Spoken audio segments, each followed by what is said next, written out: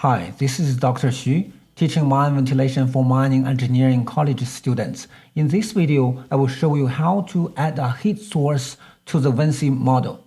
I will use this basic model example that I have used before.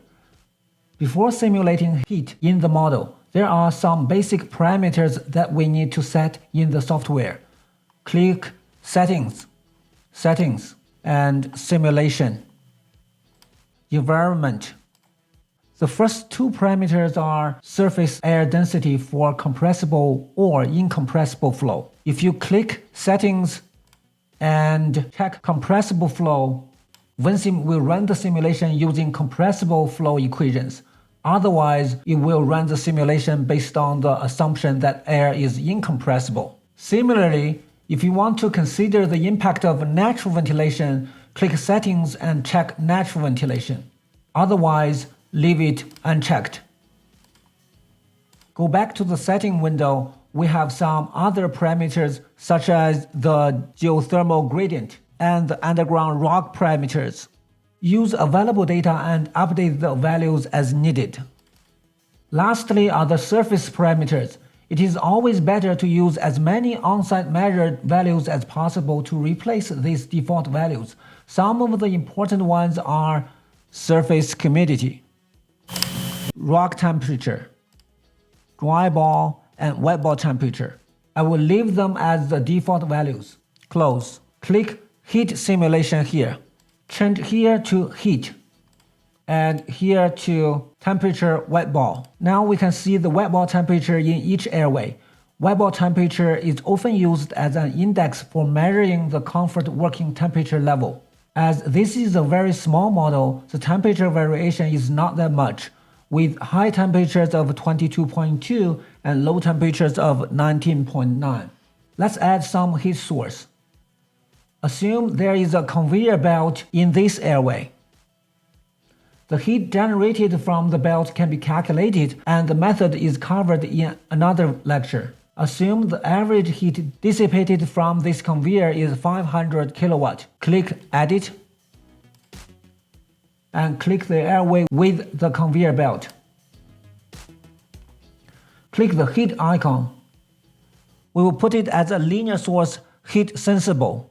Note the unit is watt per meter, so we need to know the length of the airway, and it is shown here as 153.2 meters.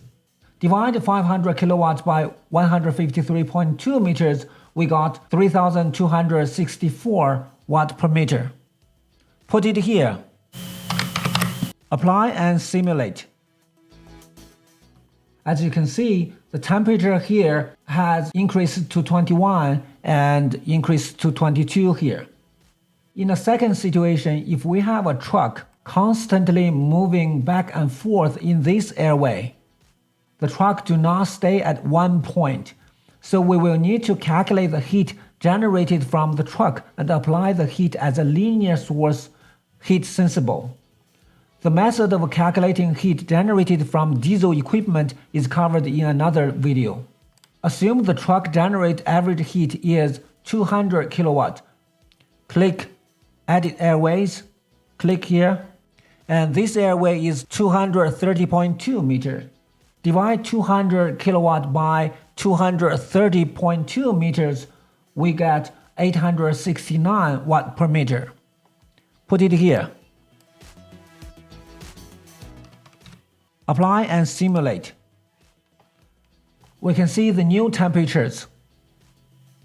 If there is an equipment generating heat in this airway and the equipment do not generally move, we will put the heat as a point source. Edit this airway. Assume the equipment is generating 200 kilowatt heat. We put the value here, point source heat sensible 200. Apply and simulate.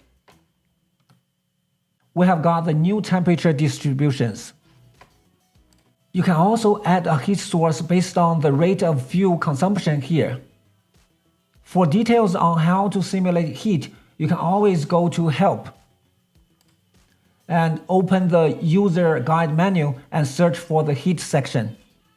hit a thumb up, subscribe my channel, and share it to your friend who may benefit from this video as well. I will see you in the next video. Bye for now.